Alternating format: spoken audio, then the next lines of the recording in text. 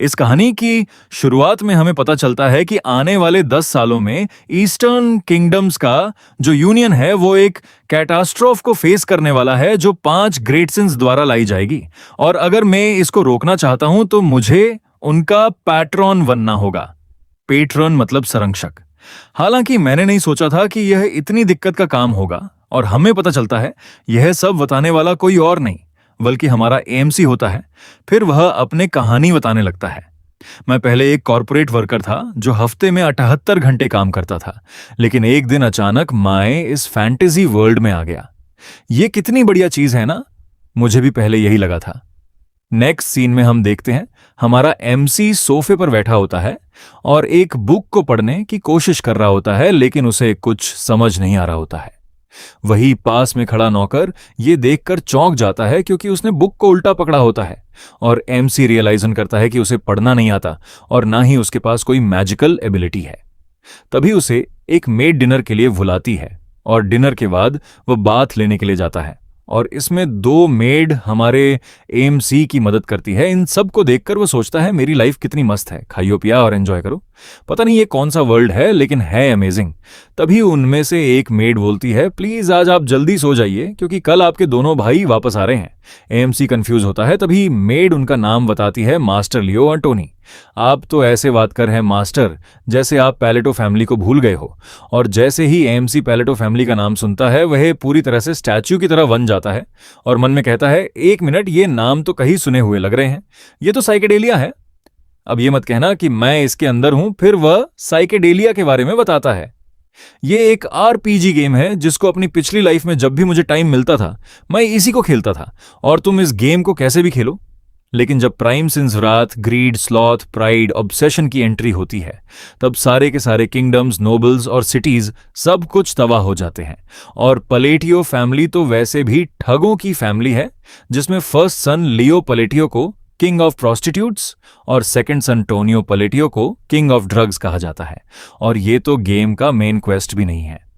एक मिनट, मैं इस प्लेस को जानता हूं, ये तो वही जगह है जो गेम में थी। क्या ये कोई मजाक है? आखिर पूरी दुनिया में यही घर मिला था। ये पहले किंगडम का हिस्सा है जो 5 प्राइम सिंस द्वारा तबाह होगा। फिर हमें एमसी का नाम बताया जाता है, third son of count Palatio, Elon Palatio. आगे देखते हैं हमारा एमसी अपने बेड पर स्टैच्यू की तरह लेटा होता है और मन में कहता है प्लीज मुझे अपनी दुनिया में वापस भेज दो। मैं हफ्ते में 78 घंटे काम कर लूंगा। इससे क्या फर्क पड़ता है कि मैं अभी ड्रीम लाइफ जी रहा हूं।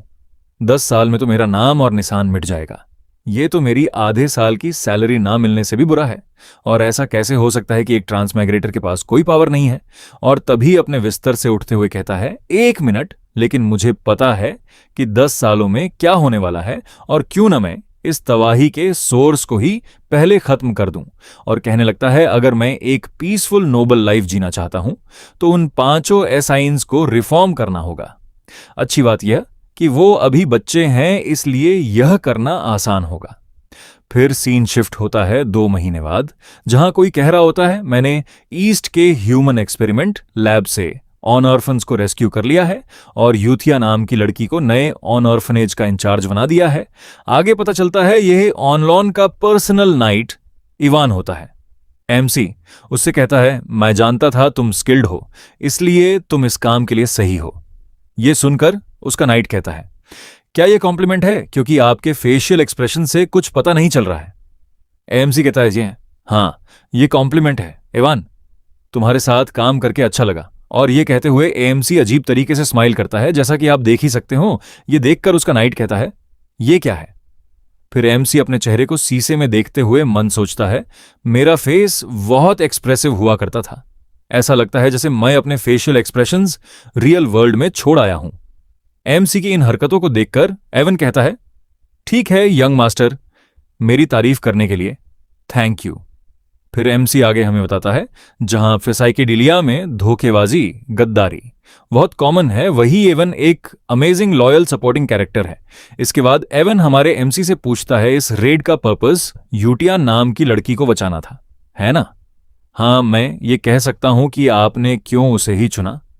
जब मैं मर्सेनरी था तब मैंने बहुत सारी चीजों को देखा और सामना किया है, लेकिन मैं कभी किसी ऐसे बच्चे से नहीं मिला फिर वह उसी ह्यूमन लैब के बारे में सोचता है जहां यूटिया और दूसरे बच्चे कैद थे।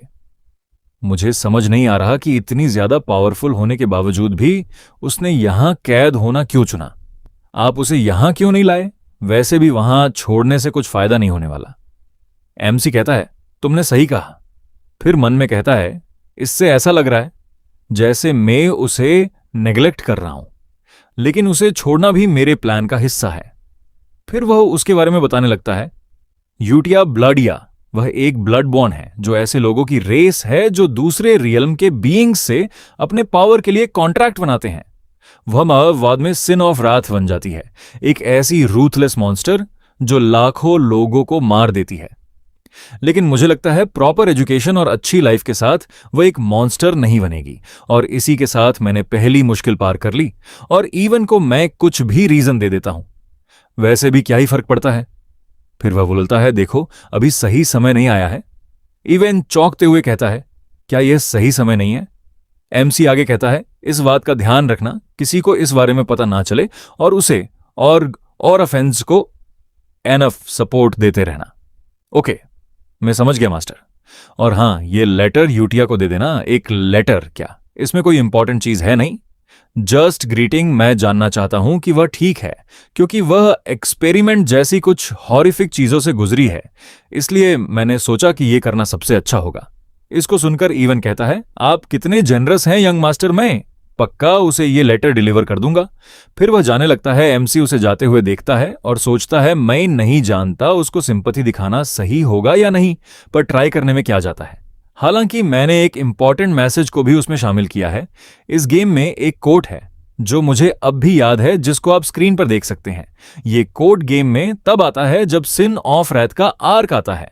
फिर उसी गेम के अंदर का सीन दिखाया जाता है जिसमें यूटिया रेड मून के नीचे किसी मॉन्स्टर की तरह तबाही मचा रही होती है। चारों तरफ केवल खून ही खून दिखता है, लेकिन इसके लिए अब भी 10 साल है, इसीलिए ज्यादा देर नहीं हुई है। और अपनी बॉडी को स्ट्रेच करते हुए कहता है, अब जो मैंने 5 में से एक सिन से डील कर ली है, तो अब अगले की बारी है। हालांकि यह कितना रिडिकुलस लगता है, सिर्फ एक QUT की वजह से किसी मॉन्स्टर से दोस्ती करना हो सकता है।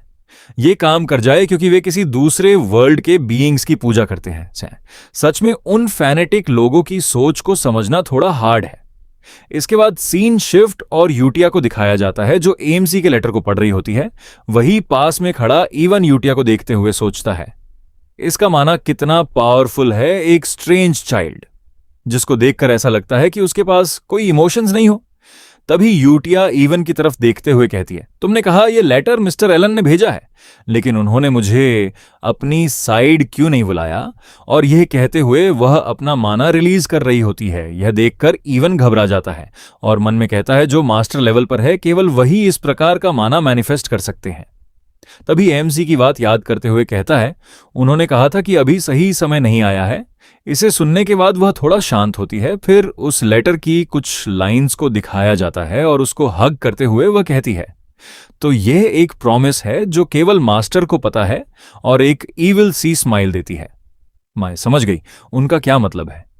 इसी दौरान एमसी अपने बेड पर लेटे हुए कहता है, मैं किसी तरह अपनी लग्जूरियस लाइफ को थोड़ा बढ़ाने में सफल रहा, यहां तक कि मून भी मुझे चीयर कर रहा है। तो अब दूसरे सिन की बारी है और ये कहते हुए सो जाता है।